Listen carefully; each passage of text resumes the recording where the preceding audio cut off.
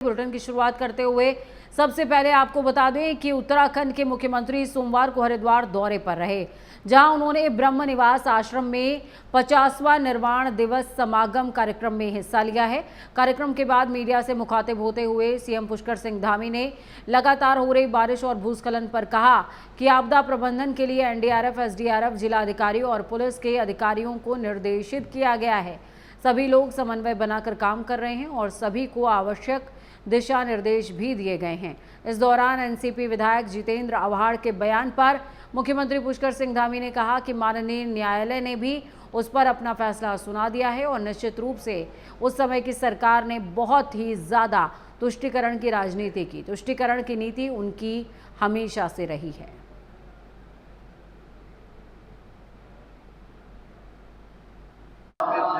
आज हमारे जो गद्दी परंपरा है, पूज्य भूरीवाला जो उनका 50वां निर्वाण दिवस गुरु महाराज जी का है और ये गद्दी परंपरा सेवा की परंपरा है, त्याग की परंपरा है और सनातन संस्कृति के संभावक के नाते जन जन तक पहुंचने की परंपरा है। इसके माध्यम से लगातार उनके जो किए हुए काम थे, सेवा के काम, शिक्षा के क्षेत्र में, समाज के क्षेत्र में, उन सभी को ये परंपरा आगे बढ़ा रही है। मैं आज इस 50वें महानिर्वाण दिवस पर गद्दी भूरीवाला पूज्य महाराज जी का उनको बहुत नमन करता हूँ। हरियाणा के पूर्व कैबिनेट मंत्री करतार सिंह भडाना ने मंगलौर विधानसभा के गांव घोसीपुरा मंडलाना पहुंचकर अलग अलग जगहों पर जनसभाओं को संबोधित करते हुए लोगों का आभार व्यक्त किया। इस दौरान करतार सिंह भडाना ने कहा कि उस गांव में जाकर लोगों का धन्यवाद कर रहे हैं और जहां के लोगों ने उन्हें अपना अमूल्य वोट दिया था। इसके अलावा उन्होंने कहा 5 लाख रुपए और मंडलाना गांव को 15 लाख रुपए देने की बात की है।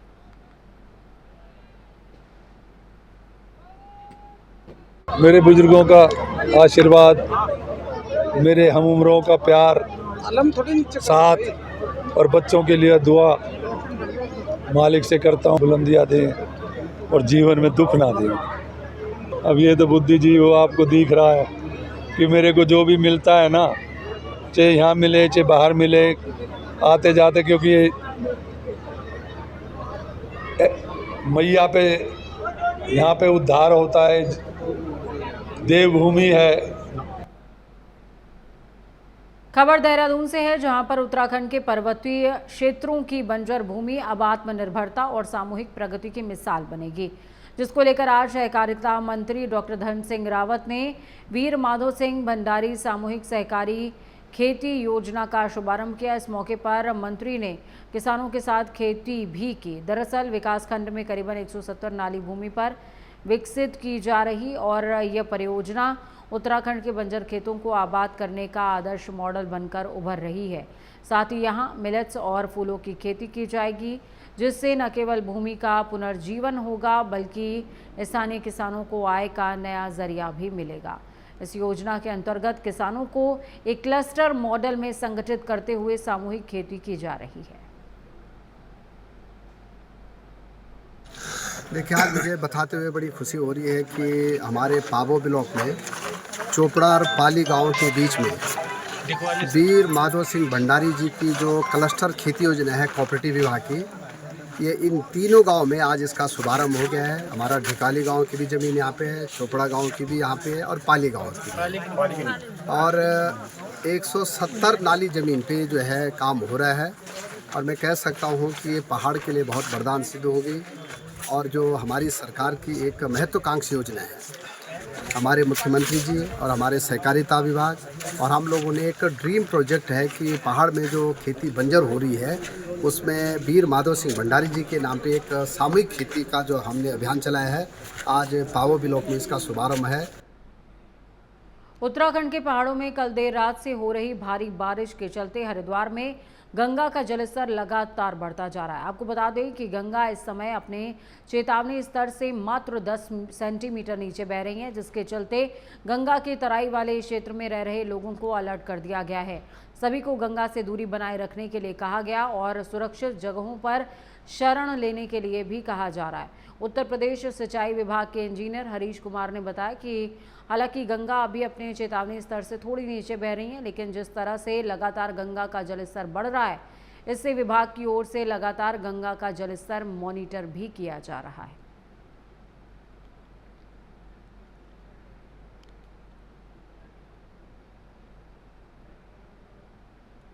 देखिए तस्वीरें भी आपको दिखा रहे हैं। बारिश के चलते गंगा का जलस्तर लगातार बढ़ता जा रहा है, जिसकी वजह से तराई क्षेत्र में रह रहे आसपास के लोगों को अलर्ट मोड पर रखा गया है और कहा गया है कि आप जल्द से जल्द अपने लिए दूसरी शरण ढूंढ लें कुछ दिनों के लिए, क्योंकि गंगा का वाटर लेवल चेतावनी स्तर से मात्र 10 सेंटीमीटर नीचे बह रहा है और ये कभी भी क्रॉस हो सकता है।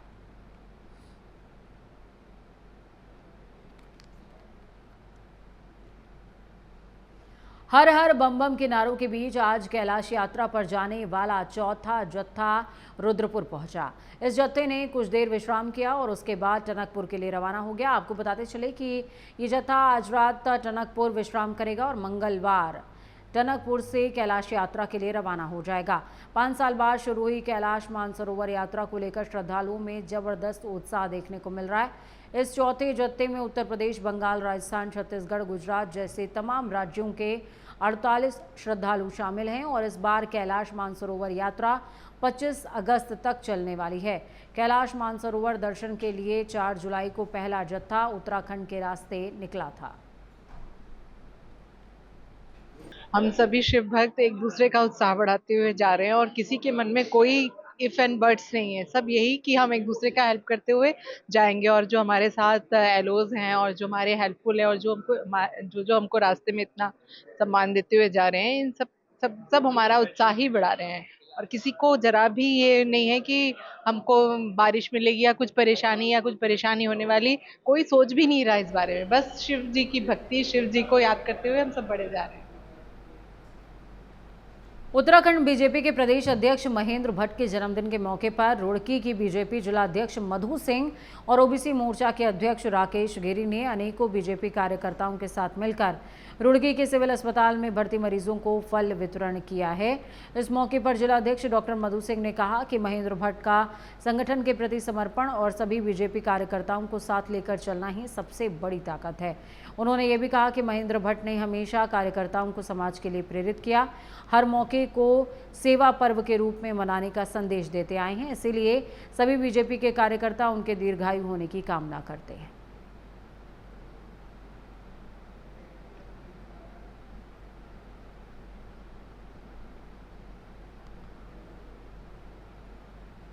तो देखिए तस्वीरें आपको दिखा रहे हैं। बीजेपी की हमेशा से ही ये कार्यशैली रही है कि जब भी कोई मौका होता है तो वो सेवा करने से पीछे नहीं हटते और यही मौका उत्तराखंड प्रदेश अध्यक्ष के जन्मदिवस का था।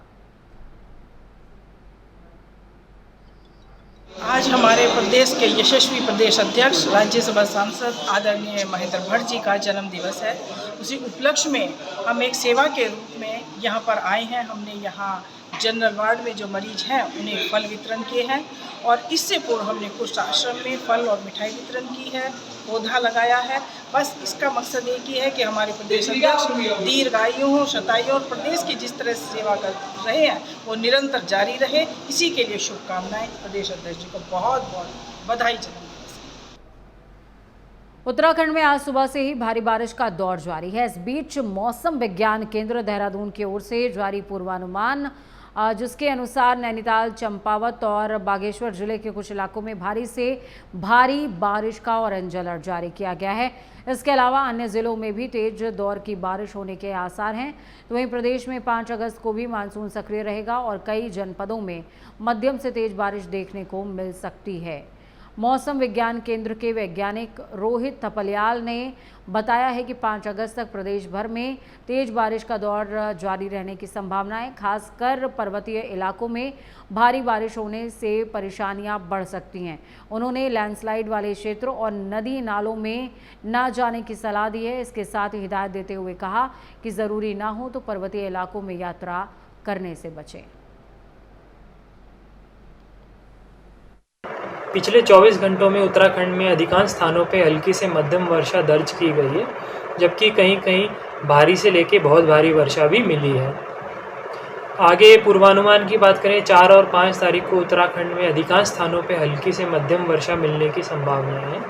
और चेतावनी की बात करें तो 4 तारीख को देहरादून, टिहरी, पौड़ी या बागेश्वर जनपद है, यहाँ पर कुछ स्थानों पर भारी से बहुत भारी वर्षा मिल सकती है, जबकि इक्का दुक्का स्थान पर अत्यंत भारी वर्षा मिलने की भी संभावना है, जिसके लिए इन जनपदों को अभी रेड वार्निंग में रखा गया है। उत्तराखंड में इस मानसून की पहली बारिश ने मूसलाधार बारिश ने ऋषिकेश को हिलाकर रख दिया है। बीते 20 घंटे से लगातार हो रही बारिश ने जनजीवन अस्त व्यस्त कर दिया और इस समय गंगा चेतावनी रेखा तक पहुंच चुकी है। तो इसके साथ ही आपको बता दें, चंद्रभागा नदी ने भी पहली बार इस सीजन में रौद्र रूप धारण कर लिया है। बारिश इतनी तेज है कि गंगा घाटों से लेकर चंद्रभागा के किनारे बनी पार्किंग तक पानी से लबालब भर गए हैं। हालात इतने खराब कि जल पुलिस और एसडीआरएफ की टीमें मोर्चा संभाले हुए हैं। साथ ही इन तमाम हालातों के बीच प्रशासन ने निचले इलाकों में मुनादी करवाते हुए लोगों से गंगा और बरसाती नदियों से दूर रहने की अपील भी की है।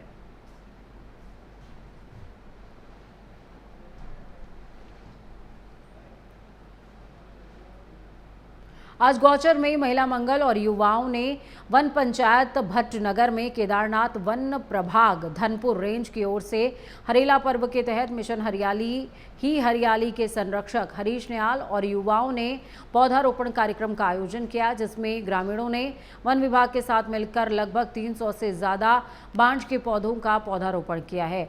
तो वहीं रेंज अधिकारी नवल किशोर नेगी का कहना है कि हरेला पर्व के साथ ही एक पेड़ मां के नाम से पेड़ लगाया जा रहा है। इससे पर्यावरण बचाने में भी सहायता मिलेगी।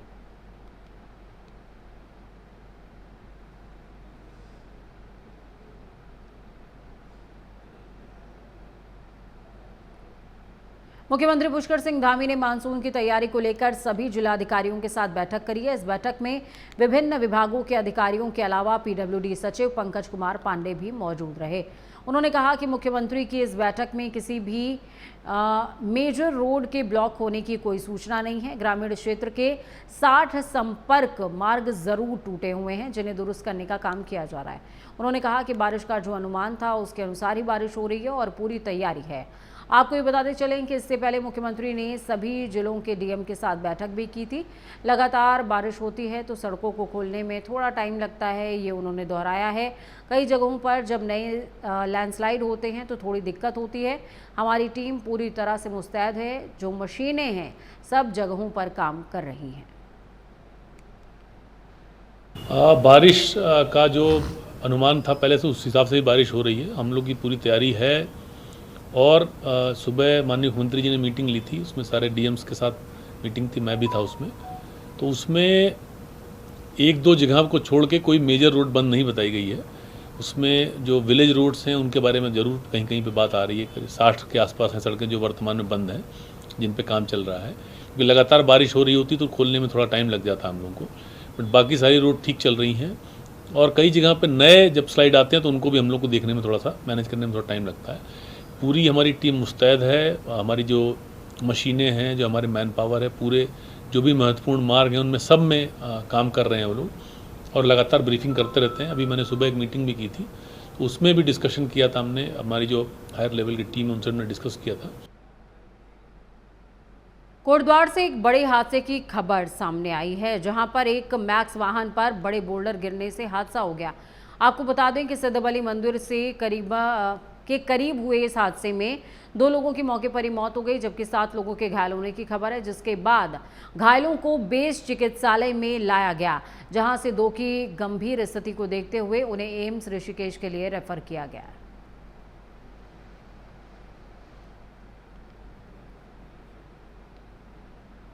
उत्तराखंड में हो रही लगातार बारिश का असर अब मैदानों में भी दिखने लगा है। बाजपुर में नदी उफान पर है और इसका पानी अब रिहायशी इलाकों तक पहुंच चुका है। आपको बताते चलें कि नैनीताल रोड और वार्ड संख्या 13 समेत कई मोहल्लों में जल जमाव से हालात बिगड़ गए हैं। नैनीताल मार्ग पर जल जमाव के चलते लोगों का आवागमन ठप हो गया है। स्थानीय लोगों के मुताबिक लेवड़ा नदी की ये समस्या कोई नई नहीं है, हर साल यही स्थिति होती है, लेकिन प्रशासन और नेताओं के वादे सिर्फ कागजों तक सीमित हैं। फिलहाल पुलिस प्रशासन और एनडीआरएफ की टीम राहत और बचाव कार्य में जुटी है, लेकिन सवाल ये है कि क्या इस बार बाढ़ के इस चक्रव्यूह से बाजपुर को स्थानीय और स्थायी राहत मिल पाएगी।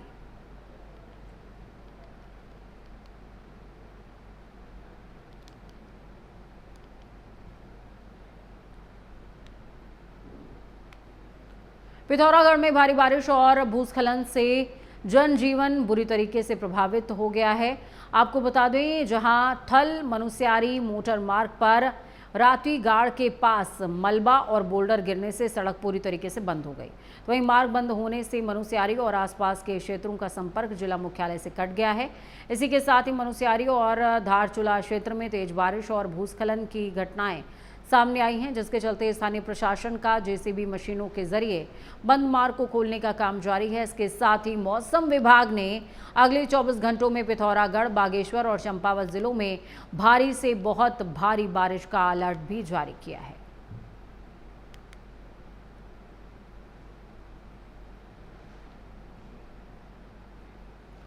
देहरादून में लगातार हो रही भारी बारिश ने जनजीवन को अस्त व्यस्त कर दिया। मूसलाधार बारिश के चलते नदी में जलस्तर तेजी से बढ़ रहा है, जिससे टपकेश्वर मंदिर परिसर के पास स्थित घाटों और पुलों पर पानी चढ़ गया। वहीं पुलिस और एसडीआरएफ की टीम ने स्थानीय श्रद्धालु और पर्यटकों को सुरक्षित स्थानों पर पहुंचाया है। साथ ही प्रशासन ने नदी के आसपास के इलाकों में चेतावनी जारी कर दी है। लोगों से अपील करी है कि वो तमसा नदी के किनारे ना जाएं। हालांकि अभी तक किसी प्रकार की जनहानि की कोई सूचना नहीं है, लेकिन प्रशासन ने एहतियातन इलाके में अस्थायी बैरिकेडिंग जरूर लगवाई है। मौसम विभाग ने आगामी 24 घंटे के लिए देहरादून और आसपास के इलाकों में भारी बारिश का रेड अलर्ट जारी कर दिया है। उत्तराखंड में पिछले कई घंटों से लगातार भारी बारिश हो रही है। हालांकि मौसम विभाग ने प्रदेश के कई हिस्सों में भारी बारिश का अलर्ट पहले से ही जारी कर दिया था, प्रशासन को मुस्तैद कर दिया है। फिर भी लगातार होती बारिश से आम जनमानस प्रभावित हुए हैं। पहाड़ से लेकर मैदान तक बारिश कहर ढा रही है, तो कहीं भूस्खलन तो कहीं जल जमाव देखने को मिल रहा है। नदी नाले उफान पर हैं, साथ ही नदियों ने विकराल रूप धारण कर लिया। आपको बता दें कि देहरादून के भी कई स्थानों पर जल जमाव की समस्या देखने को मिल रही है। सड़कों पर पानी भर गया तो कहीं घरों में पानी दाखिल हो गया। लोगों में डर देखने को मिल रहा है, क्योंकि नदी के आसपास लगे पुश्ते या तो कमज़ोर हो गए हैं या फिर कुछ टूट भी गए। बहुत परेशानी तो है, यहाँ परेशानी का आलम है ये तो बहुत ज़्यादा। और दूसरी बात ये है कि यहाँ पर भी शायद सब गरीब लोग ही हैं, सब मेहनत मजदूरी करने वाले हैं और सुबह को जाते शाम को आते हैं। और कोई ऐसी बात होगी, अभी देखो ये टूट गया पुश्ता यहाँ से, तो वहाँ वालों को परेशानी है। खुदा न खास्ता कहीं ऐसा हो गया इधर का कोई जाने लगा तो यहाँ वालों को परेशानी से, बेचारे गरीब गुरुबा मजदूरी करने वाला आदमी। तो इस पर जो है देखना चाहिए सरकार को, उस पर जोर डाले और उस पर जो है अपनी नज़र देखे कमाकर और बात रखे कि हाँ भाई ये जो है इनको लिए जब वोट के लिए सब चीज़ कर देती हैं, तो इस वजह से गरीबों का साथ भी देना चाहिए, गरीबों के लिए देखना भी चाहिए उनकी क्या मजबूरी है, क्या परेशानी है। तो इस वजह से ही तो ये इसके हालात को सबको देखते हुए, नज़र मारते हुए सब पर इसकी जो है गरीबों की जो मदद करनी चाहिए इनको। प्रदेश के साथ ही डोईवाला क्षेत्र में भी लगातार बारिश से जनजीवन बुरी तरीके से प्रभावित हो गया। जगह जगह जहां जल जमाव की स्थिति है, तो वहीं नदी नाले और खाले उफान पर आने से लोगों की मुसीबतें और ज़्यादा बढ़ गई हैं। डोईवाला क्षेत्र के सुसवा, सांग और जाखन नदी उफान पर है, तो वहीं दुधली, रानी, पोखरी और भोगपुर में बरसाती नाले उफान पर आने से लोगों को भारी दिक्कतों का सामना करना पड़ रहा है।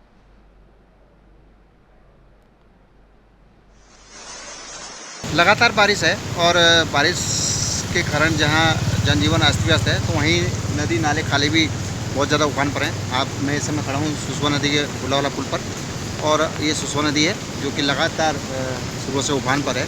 इसी तरह से अगर हम बात करें सोंग नदी, तो वो भी उफान पर है। इसके अलावा तमाम नदी नाले खाले हैं वो भी उफान पर हैं। तो लोगों से अपील की जा रही है प्रशासन के द्वारा कि सावधानी बरतें, क्योंकि लगातार अभी बारिश रहने वाली है। तो उसको देखते हुए जो नदी या नाले खाले के किनारे लोग हैं उनसे अपील की जा रही है प्रशासन द्वारा कि सावधानी बरतें और सुरक्षित स्थानों पर समय रहते चले जाएँ, क्योंकि अभी भी लगातार बारिश रहेगी। तो ये सुसवा नदी पर हूँ और लगातार बारिश के कारण नदियाँ जो हैं उफान पर हैं। प्रशासन की लगातार अपील लोगों से कि सावधानी जरूर बरतें और ज़रूरी काम हो तभी आप लोग निकलें, क्योंकि बारिश के कारण कई जगह जल भराव की स्थिति भी है। हल्द्वानी में प्रतियोगी परीक्षाओं में नकल करवाने की साजिश रच रही एक बड़े नकल गिरोह का पर्दाफाश हुआ है। पुलिस और एसओजी टीम की संयुक्त कार्रवाई में गिरोह के 9 सदस्यों को गिरफ्तार किया गया। पकड़े गए सभी आरोपी उत्तर प्रदेश और हरियाणा के रहने वाले हैं। एसएसपी प्रहलाद मीणा ने प्रेस कॉन्फ्रेंस करते हुए इस मामले का खुलासा करते हुए बताया कि ये गिरोह आगामी एसएससी परीक्षा में सुनियोजित तरीके से नकल करवाने की योजना बना रहा था। पुलिस ने आरोपियों के कब्जे से 2 लैपटॉप, कई मोबाइल फोन, नगद रुपए, चेक और अन्य दस्तावेज भी बरामद किए हैं। पुलिस को इस कार्रवाई से एक बार फिर ये साबित हो गया कि परीक्षा तंत्र को चुनौती देने वाले ऐसे संगठनों पर पुलिस की पैनी निगाह है।